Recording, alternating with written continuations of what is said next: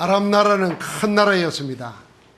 이 큰 나라를 크게 하는데 쓰임받은 인물이 나만 장군입니다. 그래서 왕마저도, 아람 왕마저도 나만을 존귀한 자로 여겼습니다. 그런데 이 나만은 큰 용사이냐 나병한 자들아 그랬습니다. 남이 볼 때는 큰 용사고 존귀한 자고, 남이 볼 수 있는 것은 그가 가지고 있는 지위와 신분, 계급장입니다. 그런데 그에게 감춰져 있는 것은 나병한 자였습니다. 저주와 재앙을 한 몸에 숨기고 있는 자였습니다.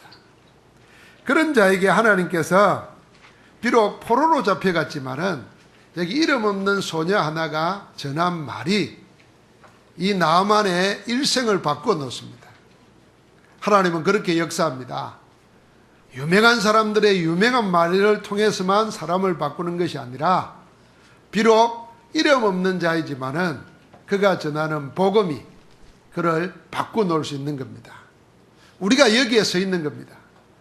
우리가 분명한 복음을 알고 분명한 복음을 누리면 분명한 복음을 전할 때에 복음이 그 사람을 바꾸습니다.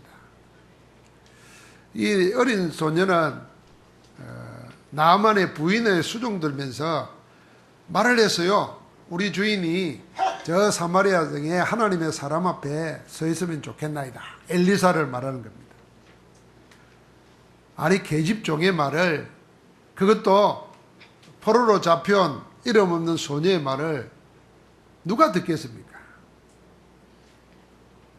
더 큰 나라는 아람이고 문둥병을 고치려고 하면은 더 좋은 의사, 더 좋은 약품, 더 좋은 환경이 팔레스틴보다 아람에 있는데 어떻게 포로로 잡혀온 그 아이의 말을 듣겠습니까? 그 아이는 포로로 잡혀왔지만은 분명하게 하나님이 함께하는 것이 보여졌을 겁니다. 요셉이 그랬던 것처럼. 그러니까 이 어린 소녀가 말을 할 때 그 주인들이, 심지어는 나아만 본인마저도 그 말을 듣고 있는 것입니다. 우리가 복음을 누리고 복음 안에서 우리의 각인 뿌리 체질을 바꾸어 가야 될 이유가 여기 있습니다. 우리는 분명히 복음 가지고 있는데 내가 복음 전가할 때 어떤 사람은 듣고 어떤 사람은 안 들을 수 있어요. 똑같은 복음인데 이 어린 소녀에게는 하나님이 함께하는 것이 보인 겁니다. 우리가 오늘 그 응답을 축복으로 받아야 될 줄 믿습니다. 그런 의미에서 오늘 메시지 제목이 전문인 살리는 힐링 전도라, 치유 전도입니다. 전문인들을 살려야 될 뿐 아니라 먼저 우리가 우리를 살려야 됩니다. 최고 수준의 전도는 힐링, 치유 전도입니다. 모든 인생은 다 치유받아야 됩니다. 왜냐하면 우리가 육신을 입고 살아가는 동안에 우리가 듣고 보고 우리가 말하고 생각하는 모든 것들을 치유받지 않으면 그게 칼이 되고 창끝이 되어서 우리를 상하게 만듭니다. 그래서 복음으로 우리를 위로하고 치유하고 회복해야 우리가 살 수 있습니다. 사람은 치유 걸을 때 제일 먼저 많이 생각하는 것이 육신을 생각합니다. 육체의 병. 그걸 넘어서 조금 더 생각하는 사람들은 삶을 치유해야 된다고 생각합니다. 내 이 생활이 이렇게 살아도 되겠냐. 그보다 좀 더한 사람은 이제 마음과 생각 치유를 이야기합니다. 나는 뭐 가진 것도 많고, 근데 내 마음은 답답하고, 내 마음은 나도 모르는 걸로 꽉 막혀 있어요. 그런데 그 모든 치유의 근본은 우리의 영혼이 잘 돼야 됩니다. 영적 치유입니다. 그래서 가장 중요한 것은 뭐냐면은 영적 치유를 통해서 마음과 생각이 하나님의 인도를 받으며, 그래서 우리의 삶이 바뀌고 나중에 자동적으로 우리의 육신마저도 치유되는, 또 더 나가면은 내 영혼이 치유되고 마음과 생각이 하나님과 맞고 내 삶이 하나님과 방향이 맞으면 육신은 치유 안 돼도 아무 관계 없습니다. 내 연약한 육신, 내 병든 육신 때문에 못할 게 아무것도 없는 거예요. 사람들이 이렇게 생각합니다. 내가 막 건강만 해주면 모든 거 다 할 것 같아요. 천만의 말입니다.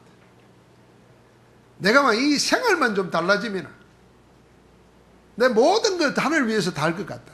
그렇지 않습니다. 사도 바울은 태어나기를 특별하게 태어났어요. 날 때부터 로마 시민권자라. 유대인인데도. 참 복이지요. 그래서 그 시대의 최고 랍비인 가말리알 문화에서 율법을 익히고 지혜를 배울 수 있었어요. 학문을 배울 수 있었어요.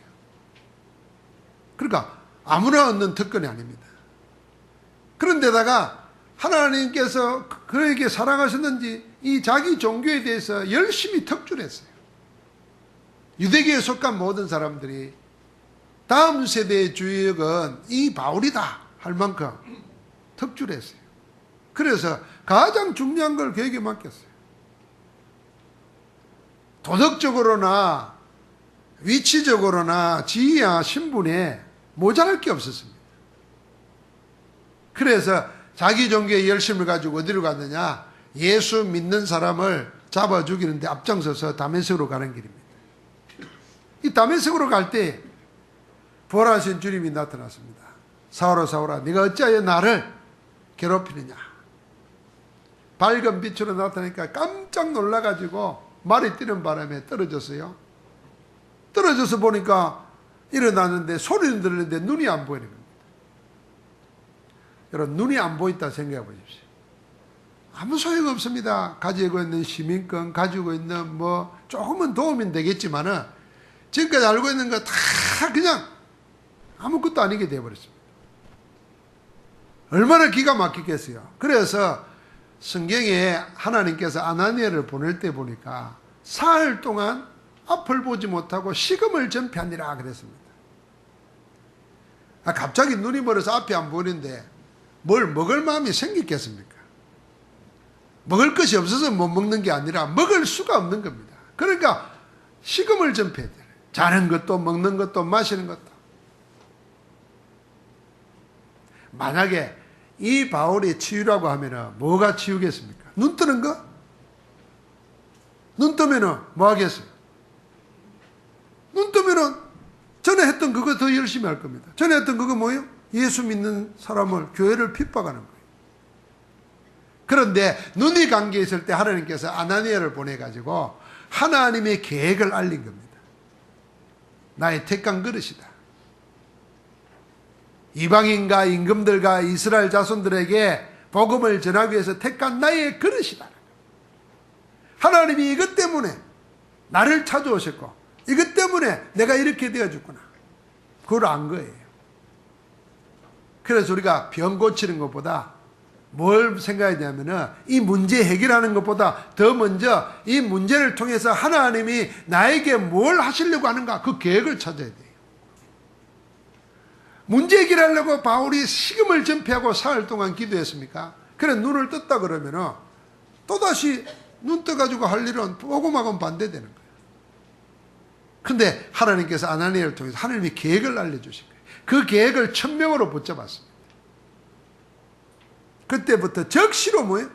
회당에 들어가서 예수가 그리스도라는 것을 밝히 증거했다 그랬습니다. 이게 진짜 치유입니다.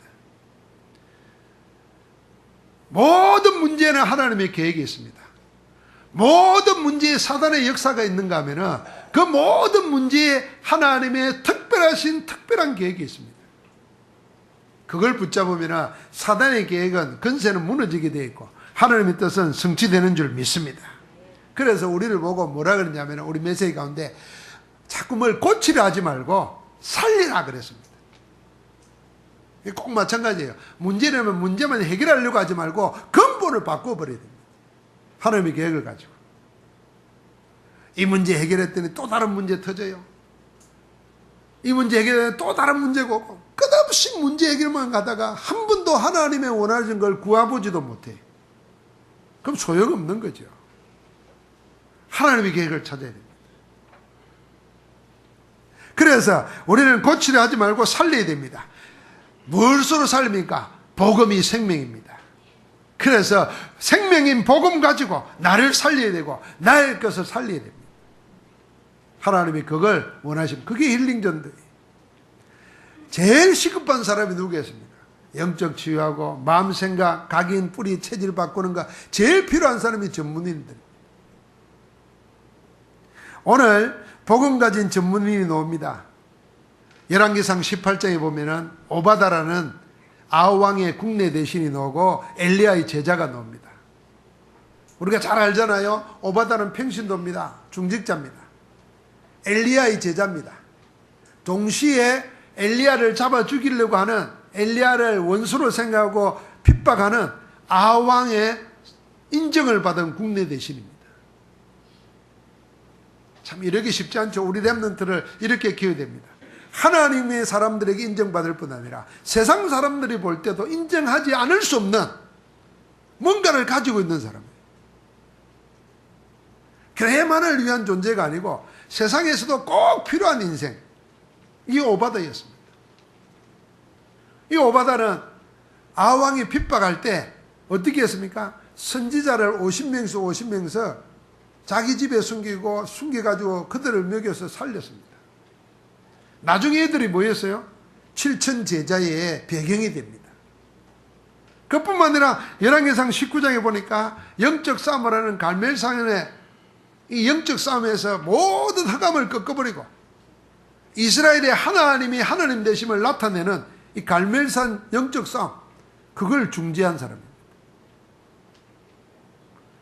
이스라엘로 하여금 가뭄이 들었을 때 우상에게, 바알과 아살에게 절하는 850명의 선지자가 하루 종일 매달려도 해결 못하던 거, 하나님의 사람 엘리야가 서서 기도할 때 하늘에 불이 내려서 물을 삼키고 비 오지 않던 곳에 비 오게 되는 응답의 역사가 일어납니다.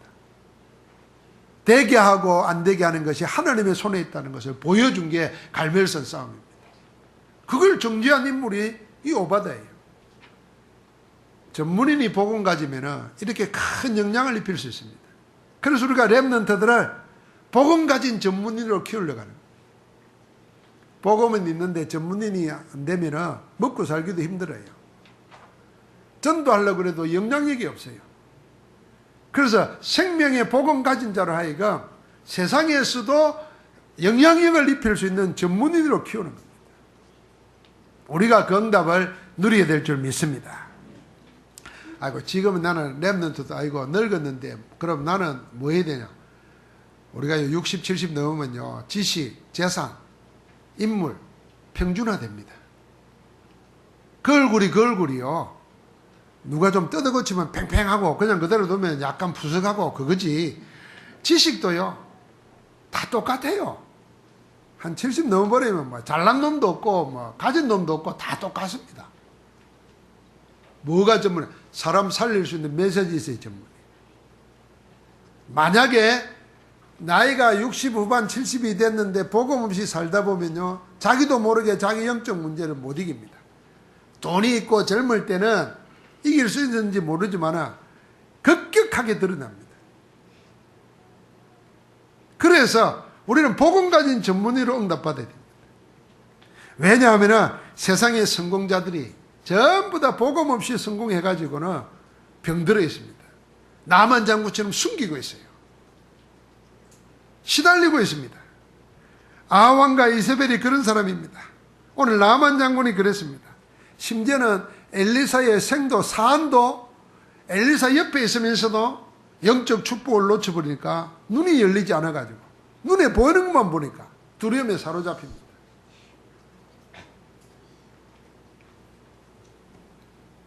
여러분, 확인해야 됩니다. 복음 없이 성공한 사람들은 창세기 3장, 6장, 11장으로 성공했습니다. 내가 해야 된다는, 내가 아니면 아무도 못한다, 난 아무도 못 도와준다, 그래서 이를 악물고 한 겁니다. 뭐요? 성공이란 거 하나를 위해서 모든 수단방법 동원해서 다 했습니다.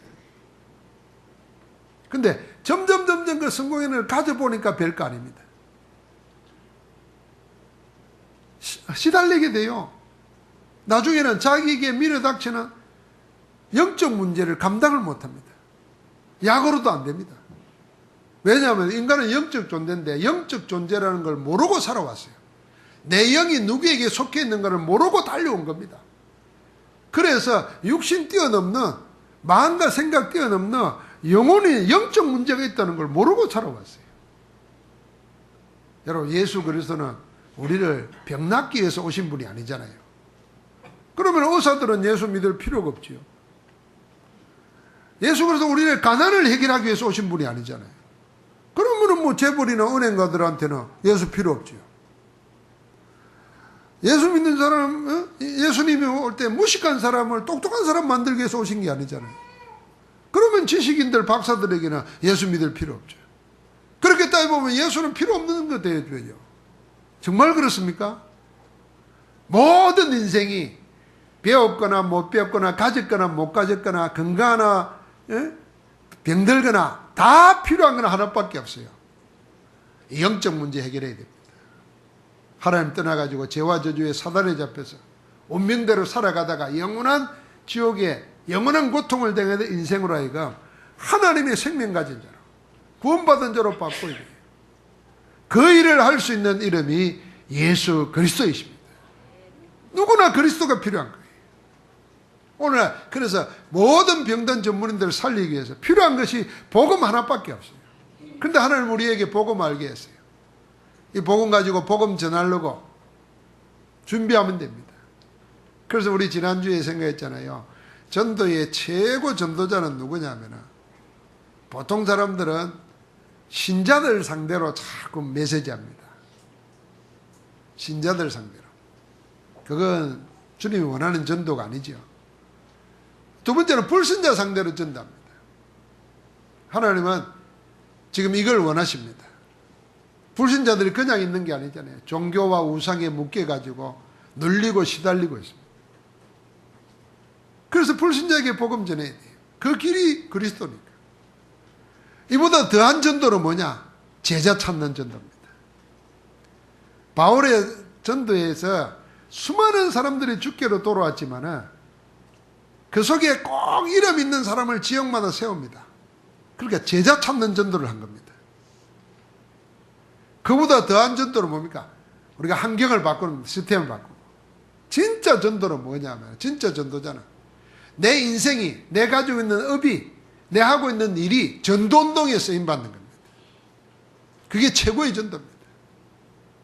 오늘 우리가 하고 있는 일이 내가 먹고 살기 위한 일이 아니고 이 일이 전도운동에 쓰임받는 일 되게 없었어. 내 인생이 전도운동에 쓰임받더라. 그것 되게 하는 것이 가장 귀한 일입니다. 이번에 우리가 미국인 72살 먹는 분을, 미국 장군 출신이에요. 근데 한국 여자하고 결혼했어요. 40살. 40년을 같이 살았어요.